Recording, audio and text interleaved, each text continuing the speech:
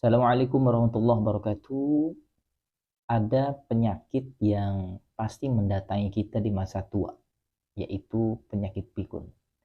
Penyakit pikun ini yaitu lupa. Terkadang lupa dengan anaknya sendiri, atau lupa dengan hal-hal yang di sekitarnya. Allahu Akbar. Ternyata ulama menjelaskan ada obat pikun yang sering kita lupakan. Bisa kita cek di dalam kitab tafsir Jalalain, yaitu di dalam surat Al-Hajj juz ke-17 ayat yang kelimanya. Kita bacakan. A'udzubillahi minasyaitonirrajim. Kita jelaskan juga sedikit terkait tafsirnya. Ya ayuhan nas, wahai manusia, in kuntum fi raibim minal ba'tsi, jikalau kalian ragu terhadap hari kebangkitan kelak, fa inna khalaqnakum, maka sungguhnya kami menciptakan kalian min turabin, dari tanah. Maksudnya di sini adalah Nabi Adam alaihissalatu wassalam sebagai manusia pertama. Tsumma min nutfatin, kemudian kami ciptakan, yakni keturunan-keturunannya kita ini semua, min nutfatin, dari setetes mani. Tsumma min alaqatin, kemudian dari setetes mani itu menjadi segumpal darah, ya. Kemudian tsumma min mudghatin, kemudian menjadi segumpal daging, ya. Mukhallaqatin wa ghair mukhallaqatin, kemudian menjadi bentuk yang sempurna dan juga ada yang bentuk yang tidak sempurna. Tujuannya apa?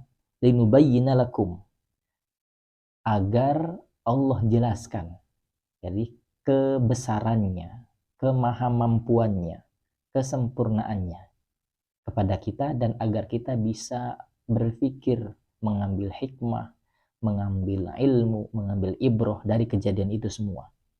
Ya, bahwasanya Allah lah yang menciptakannya, dan Allah lah yang mengembalikannya pula, yang maksudnya yang membangkitkannya pula. Wa nuqirru fil arhami ma nasya'u ila ajalin musamma. Kemudian Allah tentukan, ya, segalanya di alam rahim itu. Allah tentukan atas sesuai kehendaknya. Ila ajalin musamma, sampai kita keluar dari rahim ibu kita. Waktu khurujihi. Tsumma nukhrijukum, kemudian kita lahir, yakni min butuni ummahatikum, dari rahim ibu kita, dari perut ibu kita, sebagai tiflan, sebagai anak bayi. Tsumma litablughu asyuddakum, kemudian Allah berikan proses, nu'ammirukum, Allah berikan proses dari kecil itu kemudian menjadi dewasa. Wa minkum mayutawaffa, katanya, yamutu qabla bulughil asyad. Dan di antara kita itu setelah lahir ada yang diwafatkan sebelum sampai waktu dewasa. Wa minkum mayuraddu ila ardalil umur, dan ada juga ya Allah panjangkan umurnya sampai haram wal kharaf, sampai tua, sampai benar-benar usianya sudah tidak muda lagi, ya usia mungkin 60 ke atas. Likay la ya'lama min ba'di ilmi syai'a.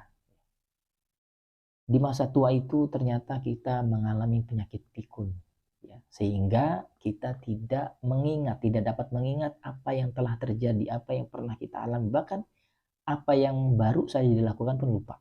Dan uniknya lagi, terkadang anak sendiri pun lupa. Masya Allah.